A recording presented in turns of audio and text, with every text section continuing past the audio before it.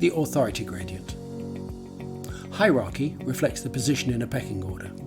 Authority gradients are different. They reflect differences in power rather than position between people. Within teams, this is typically between the leader and the followers. If the leader is powerful and the followers are relatively powerless, the authority gradient is steep. If the difference in power is small, we describe the authority gradient as shallow. Steep authority gradients reflect dominance. The followers are treated as units of labour. They are required to carry out activity, but their contribution to decision-making is low. This may be appropriate in situations where immediate action is required, but it renders the team vulnerable to poor decisions. The leader's interpretation of a situation and decisions flowing from it are made in isolation. When things have gone wrong, we normally discover that someone in the team knew, but was unwilling to say or was not being listened to. Speaking truth to power gets more difficult as authority gradients increase.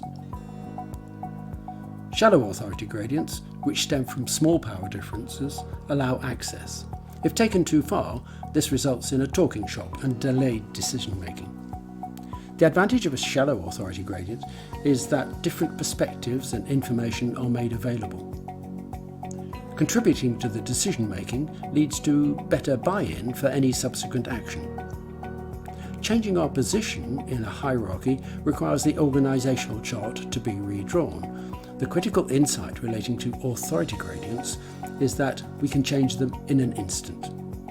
If the leader seeks information, shallow is the most effective. If there is need for direct action, steep would be appropriate. How do the team know what the authority gradient is at any instant? Well, power difference, and therefore authority gradient, is largely a perception. In practice, we use approachability as a proxy. Humans have an innate sense as to whether others are approachable. It is a perception supported by non-verbal cues such as eye contact, a person's demeanour, withdrawal or failure to listen or respond. Whether to approach or not is heavily informed by past experiences and a person's reputation. What can we do? Think back to sources of power in the previous section.